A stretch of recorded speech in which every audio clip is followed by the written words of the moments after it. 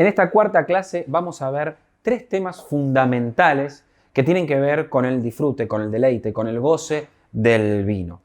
Lo primero tiene que ver con las copas, en segundo término vamos a hablar de los cierres del vino y en tercer lugar vamos a hablar de la óptima guarda, cómo guardar, cómo conservar un vino. En primer lugar entonces nos vamos a meter con las copas. Es importantísimo que el vino se disfrute en una copa. Hay vasos muy lindos, vasos de plástico, con diferentes diseños, pero eso está bien para dejar para los niños o para algún jugo o para algún vaso de agua que quisiéramos disfrutar. Pero el vino se tiene que disfrutar en copa. Está comprobado científicamente y pragmáticamente que el vino no se disfruta de la misma manera tomándolo en una copa que en un vaso. Y ni hablar de un vaso de plástico. Si quieren, háganme caso y hagan esa prueba de probar un vino efectivamente y evidentemente en una copa y en un vaso de plástico. Van a notar una diferencia abismal. Entonces, lo importante que tenemos que tener son copas. ¿Y cómo tienen que ser estas copas? Como estas copas que ven aquí. Tienen que ser copas limpias, tienen que ser copas o de vidrio o de cristal. Por supuesto, todo va a depender de nuestro bolsillo, de nuestro presupuesto, pero que sean limpias, sin ninguna incisión, sin ningún garabato. Es la mejor manera para poder apreciar un vino. Y existen diferentes tipos de copa. Aquí les puse tres ejemplos para que veamos. El primero, aquí tenemos lo que se llama la copa AFNOR. ¿Qué quiere decir copa AFNOR? Asociación Francesa de Normalización. Esta es la copa estandarizada, ideal para las degustaciones, las catas del vino. Es decir, si ustedes alguna vez han ido a alguna feria de vino o están pensando ir a alguna feria, alguna exposición o van a alguna degustación, las copas que tendremos a la hora de ser servido el vino van a ser estas copas pequeñas que se llaman francesas de normalización, que son estandarizadas a través de normas IRAM e ISO.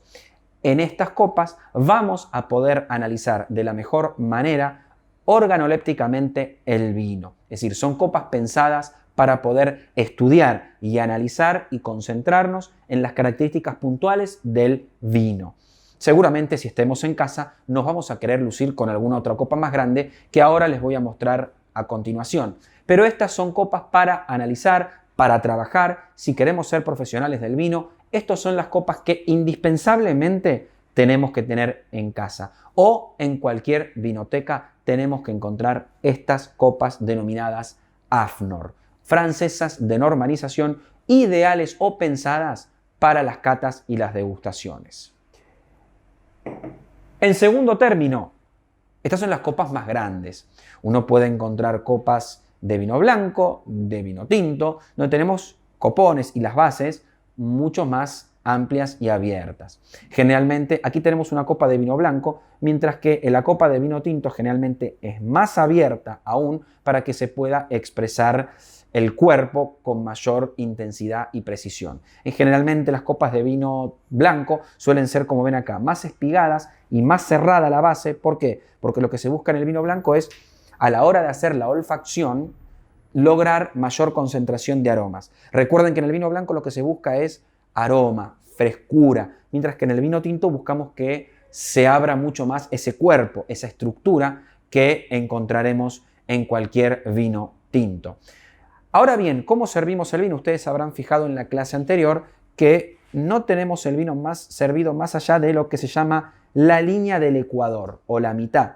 ¿Por qué? Primero, porque si sirviésemos más de ello, tendríamos mucho alcohol y mucho peso en la boca. Y segundo, que en términos técnicos, siempre se tiene que servir un tercio de la copa. Entonces son algunos consejos que les doy para que ustedes puedan servir el vino e ir disfrutándolo poco a poco. Imagínense si uno sirviese el vino hasta acá arriba. Sería imposible y no terminaríamos jamás esa copa. Entonces, importante, nunca servir el vino más allá de lo que se considera la mitad o casi la mitad, donde la base empieza a cerrarse, que se llama la línea del ecuador.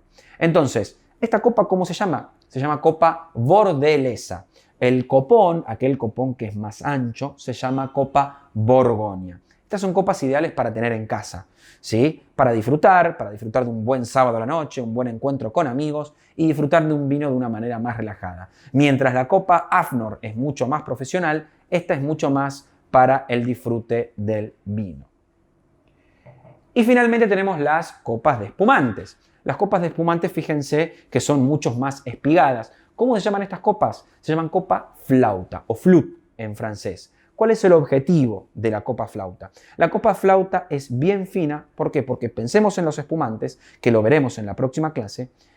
Tiene burbujas, tiene el carbónico a flor de piel. Entonces, si uno sirviese el espumante en un copón muy grande, en una de esas copas Borgoña, que les comentaba para vinos tintos, para analizar el espumante, para analizar la burbuja, esas burbujas van a estar muy dispersas y hasta se van a perder. Justamente la gracia del espumante es poder disfrutar de esas burbujas de una manera mucho más firme, de una manera mucho más compacta, y poder disfrutar este espumante de la manera correcta. Entonces, esa es la razón del por qué el espumante tiene una copa o necesita ser servido en una copa mucho más espigada.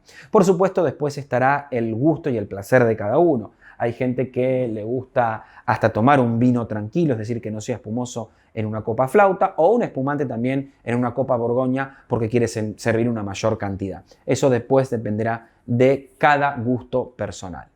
El segundo de los temas que vamos a hablar en esta clase tiene que ver con los cierres del vino. Aquí tenemos corchos de alcornoque. El argentino es muy tradicional y a veces piensa que si uno no cierra un vino con un corcho de alcornoque es berreta o es de mala calidad. Acá vamos a contarles que no es así. ¿Para qué sirve el corcho del alcornoque? Para aquellos vinos que van a tener buen potencial de guarda, para aquellos vinos que van a evolucionar en el tiempo. Entonces, en ese caso, sí, el corcho de alcornoque es ideal, es óptimo para aquellos vinos que guardados de una manera horizontal y que estén en permanente contacto con el corcho para que no se seque, van a tener una óptima evolución y van a perdurar más en el tiempo. Entonces sí tienen que tener este corcho de alcornoque. ¿Cuál es el problema del corcho de alcornoque? Lamentablemente hay un hongo que se desprende de manera natural del corcho, de la corteza del alcornoque, que es de donde se obtiene el corcho, que se llama tricloroanisol, más conocido y más simple para decir TCA. Ese hongo TCA afecta al 4% de los vinos a nivel internacional, lo que es un porcentaje bastante alto. Entonces, es suerte o verdad cuando a veces puede estar contaminado con este hongo que usted se me preguntará qué sensación puede tener. Bueno, alguna sensación como de huevo podrido o como de armario viejo o algo de humedad. Esa es la sensación del TCA que se puede desprender del corcho natural. Pero evidentemente no hay mejor cierre que el corcho natural del alcornoque para aquellos vinos que van a evolucionar. Otras opciones que tenemos son las tapas a rosca. La tapa a rosca es muy buena, hay que aprender a no tenerle miedo, porque uno también asocia la tapa a rosca con algo de pésima calidad. Sin embargo, la tapa a rosca es muy práctica. Al día siguiente, si no hemos terminado el vino, conserva muy bien los aromas.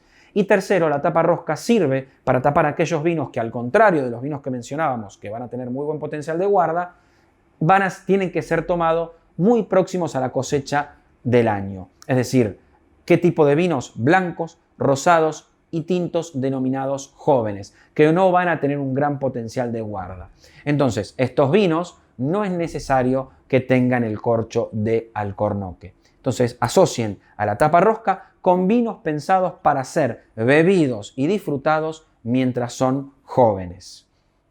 Finalmente hay otros tipos de corcho también. Aquí tenemos, por ejemplo, el corcho del espumante. El corcho del espumante, que va a ser la próxima clase, es un corcho, como verán, más grueso, que se le pone una parafina para poder adherirse bien a las paredes de la botella. Imagínense que el espumante tiene que soportar una presión de 6 atmósferas, lo que, si tuviéramos un corcho de alcornoque común, sería difícil de soportar esa presión y se desprenderían todos estos corchos. Finalmente también tenemos los corchos sintéticos, los nuevos corchos sintéticos que seguramente los habrán visto de diferentes colores. Esos corchos sintéticos son muy prácticos en el sentido de que son más económicos y obviamente no van a transmitir esa enfermedad del corcho que es TCA. Está comprobado que el corcho sintético es ideal para vinos de mediana guarda. Cada vez más se está trabajando más en este tema y sobre todo haciendo lo que se llaman los corchos aglomerados o mix entre sintético y natural.